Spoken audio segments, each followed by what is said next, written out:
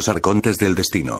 Estos seres existen desde el principio de los tiempos, son como sombras incorpóreas pero con una clara figura de su cabeza. Yo, Extus. Personalmente he tenido encuentros muy cercanos con ellos desde niño. Estos seres ancestrales absorben nuestra energía negativa en pos de nutrirse de ella o nutrir a la mismísima existencia llamada Matrix.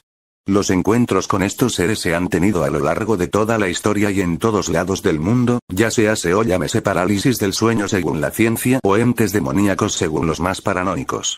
De pequeño sentía como acostado en mi cama, sin haberme dormido aún se me sentaban a un lado o simplemente flotaban encima de mí, y me paralizaban sin yo poder efectuar movimiento alguno, ni emitir voz alguna.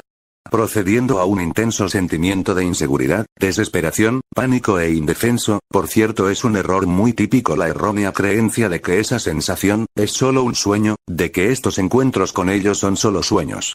Realmente esto no pasa al uno dormirse del todo, esto pasa en un estado semiconsciente donde ellos aprovechan y es cuando uno solo en el momento en que se da cuenta y lo sorprenden en el acto es que ellos se inmovilizan por haber sido sorprendidos. Es decir, ellos pueden tener esos encuentros con una persona sin que la persona se dé cuenta. Solo cuando alguien realmente está consciente de estos encuentros es porque despertó en el momento justo y no pasó desapercibido. En lo personal yo tenía todos estos encuentros cada vez que discutía con mi padre o había una muy mala vibra en la casa respecto a mí, y mi padre y siempre aparecían justo después de cada pelea demasiado curioso para dejarlo pasar. Me di cuenta desde temprana edad quiénes eran y qué estaban haciendo, y por qué me succionaban la vida justo en estos momentos de negatividad, por alguna manera decirlo, así lo sentía yo.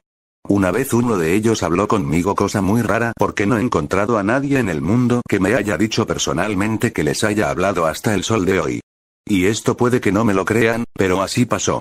Habló una voz masculina y yo sé que se hizo pasar por un espíritu de alguien ya fallecido, pero en mi interior me decía que era la misma sensación en la misma vibra de encuentros anteriores, de cuando yo era chico, y que era la misma sensación, así que entendía que era solo un disfraz. No solo me aparecieron yo estando consciente, también me aparecieron en sueños, en pesadillas, y era la misma vibra y sensación muy particular. A diferencia de otras pesadillas, había una en específico que se me repetía constantemente y era exactamente la misma sensación que cuando yo estaba despierto, y tenía los encuentros con esos arcontes. Era diferente a la sensación con otras pesadillas, particularmente esa. Esto podría explicar muchas cosas. Sabemos que los arcontes, que son parásitos, algo entre humano y demonio, ellos monetizan nuestros sueños durante la noche, buscando quizás en nuestras vidas pasadas, algo que para ellos es importante. La moderna omnilogía por lo general postula que los alienígenas vienen desde otro planeta o dimensión. Pero ¿y si ellos han estado aquí desde el alba de los tiempos? El erudito autodidacta John Lash tiene una teoría más convincente arraigada en el gnosticismo, que algunos alienígenas son los arcontes, estériles y corruptos primos del hombre puestos aquí por las mismas fuerzas celestiales que crearon a los seres humanos. De los arcontes se murmuraba en los textos, después del incendio de la biblioteca de Alejandría, que contenía alguna mención de estos misteriosos seres. Pero los poderes fácticos pasaron 1300 años expurgando los archivos, y prácticamente han suprimido a los arcontes de la historia humana. Y aquí llegamos al momento cumbre del video, el incendio de la biblioteca de Alejandría, quemada por el Imperio Romano en época de Julio César. Aquí tenemos uno de esos días que marcarán nuestras vidas en el futuro y para siempre. Porque se quemó la biblioteca de Alejandría, la primera evidencia de la ocultación de este mundo Matrix, realizada por el Imperio Romano. El mismo imperio que nos gobierna en estos momentos. En realidad nunca dejaron de estar ahí, ahora los césares son reyes. Observa el mapa de la Unión Europea, es el Imperio Romano, que marchó de Roma para emigrar a lo que hoy conocemos como Inglaterra, y desde allí a América. Y por supuesto Roma y Turín en el centro. Luego el resto de Europa con un estatus especial para Alemania y Rusia, países donde el Imperio Romano no pudo conquistar en su totalidad, porque allí reinaban otras fuerzas no menos oscuras. Según el mito, los arcontes fueron creados por una entidad interdimensional celeste llamada Sofía, quien era el pleroma junto con los otros eones, y así parcialmente emancipada de la integridad del Padre Divino. Los arcontes son un producto derivado de Sofía, pero corrupto porque ellos no habían sido aprobados por los otros eones. Esto sucedió hace miles de millones de años, antes de que el sistema solar naciera. Estas conciencias celestes son difíciles de imaginar, ya que ellas existen fuera del espacio y el tiempo. Un arconte materializado con forma de un recién nacido parecería ser tranquilo, psicótico y propenso a la mentira. Los arcontes son seres inorgánicos interdimensionales, quienes rigen y gobiernan sobre la materia. Esto los hace parecer como divinos ante los humanos, pero ellos son entidades incompletas, ya que carecen de la conciencia y la experiencia humanas. Ellos no vienen desde ninguna civilización, ni las crean tampoco. El primer arconte, que creó a todos los otros, es llamado Yaldabaoth, el criador de la colmena.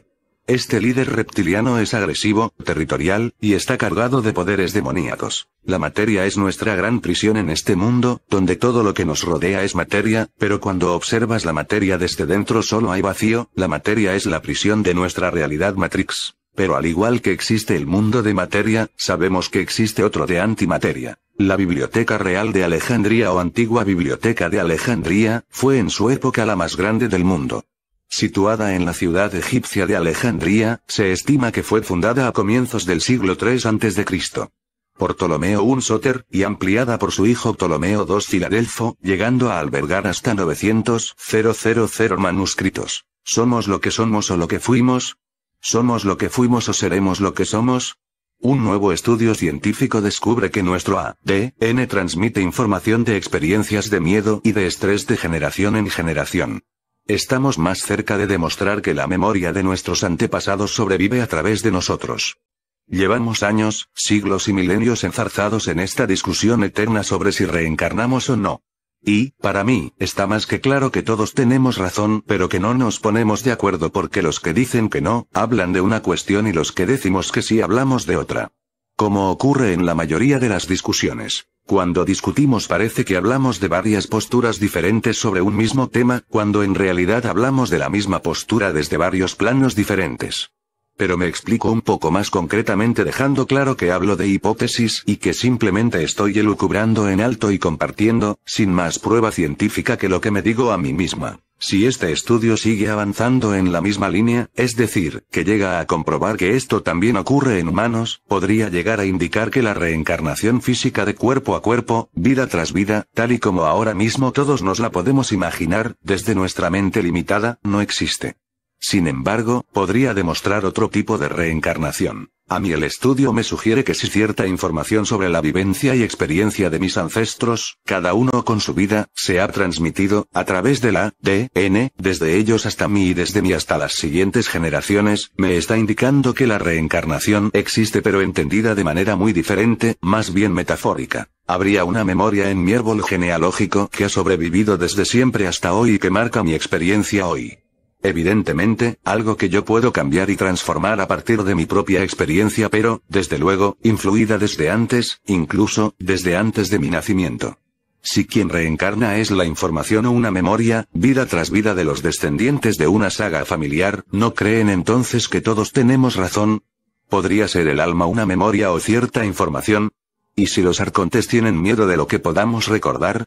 Muchos podríamos recordar esas cosas que destruyeron en la quema de la biblioteca de Alejandría. Son muchos los que despertaron súbitamente, y encontraron a este ser arconte, sentado junto a su cama, o en la silla, cuando son sorprendidos actúan con lo que se llama parálisis del sueño. Las personas que recuerdan sus sueños son las más propensas a ser visitadas por los arcontes. El sueño verdadero y auténtico no es el que podemos controlar, de hecho, uno puede soñar, durmiendo claro, despierto también pero no es lo mismo, lo que le apetezca y retomar, por ejemplo, un sueño anterior. No me refiero a ese sueño al que llaman lúcido. El sueño al que me refiero es el que no está bajo nuestro control y que al despertar se olvida en cuestión de segundos.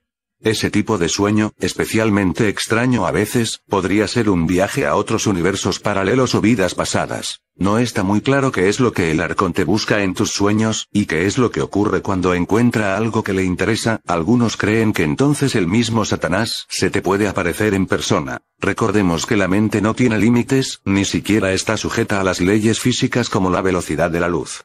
Uno puede estar aquí, en la Tierra, y desplazarse ipso facto a Plutón o a otro universo. Si a la Tierra venimos a aprender, lo más normal es que aprendamos de verdad viviendo todas las situaciones posibles, de ahí la teoría de los multiversos. Si uno quiere opinar sobre el sabor de un alimento, deberá probarlos todos para poder hacerlo. ¿Cómo sabríamos que no nos gusta el chocolate con leche si solamente probamos el negro y no nos gustó? Imagina todas las uniones de personas que tuvieron que darse hasta que tú naciste. La edad no está marcada por tu documento y no por una cadena de cientos de años, quizás miles de años hasta que tuviste la luz. Ahora bien, pero ¿de dónde viene la idea de que a través de los sueños, uno podría entrar en contacto con mundos paralelos? La teoría de los multiversos y esos supuestos portales de acceso no es nueva. Son muchos los expertos que la mantienen y que buscan pruebas de dichos tejidos alternativos, que, de algún modo, vibrarían a nuestro alrededor. En ocasiones, pensamos en la clásica idea del portal temporal, de ir andando por un bosque y de pronto, una súbita fluctuación nos lleva a un mundo similar al nuestro pero con interesantes variantes. ¿Por qué no tener en cuenta también el mundo de los sueños como acceso a esos portales? Sería pues nuestra propia conciencia la que de algún modo, viajaría a dichos de esos puntos suspendidos en el espacio-tiempo. Incidimos una vez más que no hay nada demostrado, que son puras especulaciones, y opiniones puntuales extraídos de foros de internet, de investigadores no científicos que dejarían sugerir esta intrigante hipótesis. Ahora bien, pero toda hipótesis debe estar basada en algo, en algunos indicios. ¿Cuáles serían entonces? ¿De qué forma podríamos saber si nosotros mismos hemos dado el paso hacia esos mundos paralelos? Conecta nuestro ADN con todo, con vidas pasadas, paralelas, y el espacio-tiempo. Por esta razón vigilan tan atentos nuestros sueños. Hay personas que sueñan en lugares en los que nunca han estado de forma más o menos recurrente. Otras, llegan a tener sueños con personas que no han visto jamás, un tema del que ya te hablamos en Super Curioso y del que se afirma que no puede ser así, ya que el cerebro no inventa caras. ¿Serían personas de otros mundos paralelos, quizá? Hay gente que por su parte, tiene sueños muy impactantes sobre escenarios poco usuales, futuristas. Aspectos que se relacionan con una mente llena de fantasía pero que para otros, serían en realidad viajes a mundos alternativos. Luego, como no, tendríamos a miles de personas en todo el mundo que ya sea una o varias veces a lo largo de su vida, tienen sueños proféticos. Hechos que acaban cumpliéndose. Para investigar esto, existe un interesante portal llamado The Premonitions, donde gente de todo el mundo puede registrar sus sueños. De esa forma, se estudia si hay coincidencias acerca de un hecho puntual que de algún modo, pueda prevenirse. Resulta sin duda tan curioso como interesante, puesto que para muchos, soñar con el futuro sería también viajar a un mundo paralelo. Una realidad similar pero no igual a la nuestra donde algunas cosas ya han sucedido, y otras, en cambio, nunca llegarán a ocurrir. Otro fenómeno curioso que comentan muchas personas tiene que ver con los falsos despertares. En ocasiones, soñamos que despertamos en nuestra realidad, nos levantamos, vestimos pero hay pequeños detalles que fallan. El espejo no está donde debería. La voz de tu pareja es diferente, de hecho, hasta lleva el cabello de forma distinta. Abres la ventana, y no vives en la misma ciudad. ¿Qué está pasando? La propia ansiedad te hace despertar y al instante, ya has vuelto a tu mundo real. Y los sueños que se repiten durante años, estos suelen ser los más reales, ese tipo de sueño que casi se toca de real que es. Este tipo de sueño interesa mucho a los arcontes, si los tienes es seguro que te buscarán más en tus sueños. Ninguna especie, no humana roba al sapiens el producto material de sus esfuerzos. No ocurre lo mismo, en cambio, con los frutos sutiles producidos por el árbol humano, sistema nervioso, en su existencia cotidiana. Estos, son rápidamente cosechados por ciertos seres que se encuentran en una escala evolutiva mucho más alta que el ser humano, verdaderos dioses del espacio, que profitan del esfuerzo humano, pero que a la vez cumplen ciertas funciones cósmicas, es decir, ocupan un importante puesto en la economía universal. Ya los hemos mencionado anteriormente, llamándolos, los arcontes del destino. También podríamos referirnos a ellos como los dioses del zodíaco, ya que son los que dirigen y regulan la existencia humana en este planeta. Cuando se habla de una verdadera astrología, esto se refiere, no a las irradiaciones de un planeta determinado, sino a la influencia de los dioses zodiacales, cada uno de los cuales, son 72 en total, tiene características personales y definidas, influyendo de un modo peculiar sobre las personas a quienes controla.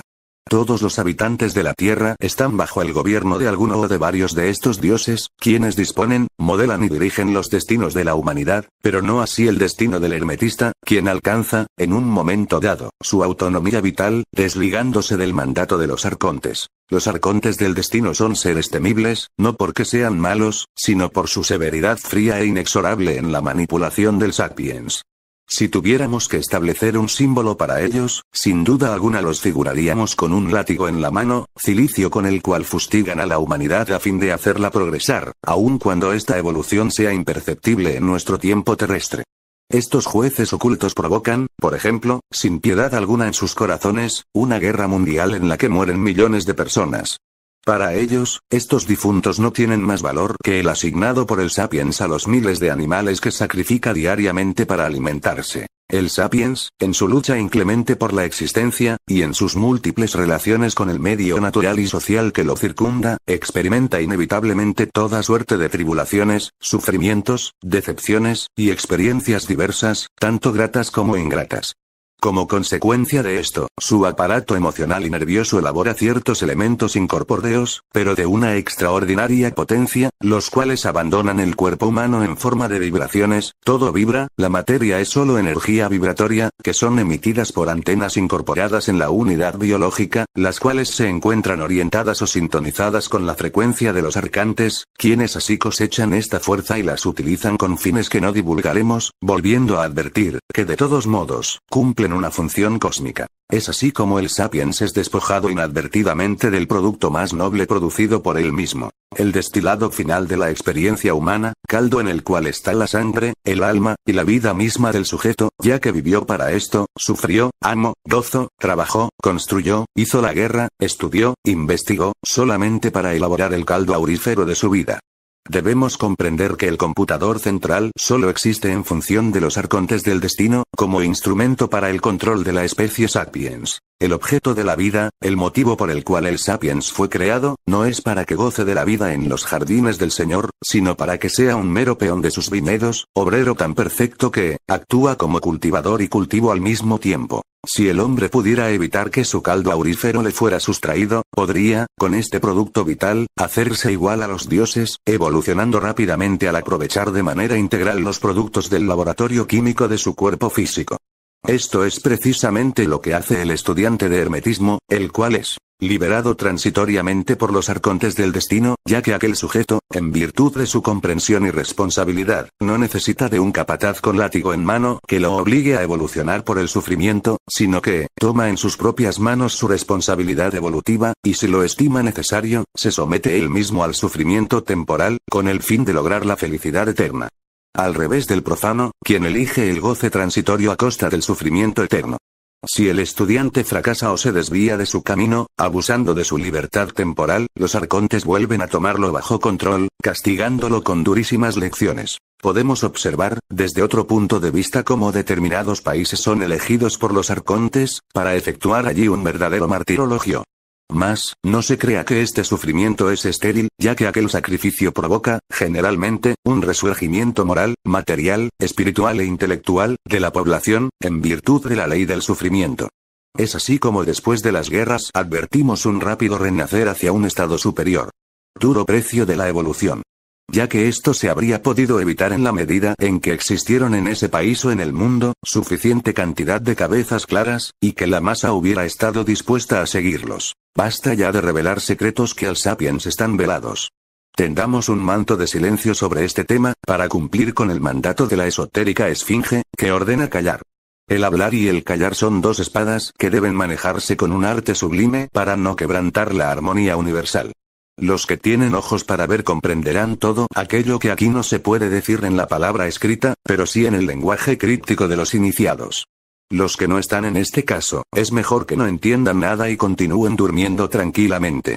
Al final, los arcontes no corren peligro de una mala cosecha, motivada por una posible rebelión del Sapiens, ya que este es demasiado ciego para ver el peligro donde este realmente se encuentra. Resulta penoso observar la tremenda limitación del Sapiens, quien se encierra en el pequeño mundo de los conceptos estereotipados, del conocimiento aprendido de memoria, de la imitación, y de los mecanismos de compensación y defensa. Su invalidez mental no le permite apreciar el pequeñísimo cubículo que lo aprisiona. Y desde allí, con juicios absolutamente a priori, acepta, condena o tolera, sin molestarse para nada en analizar en profundidad con su inteligencia, las situaciones a las cuales se ve enfrentado. Extus.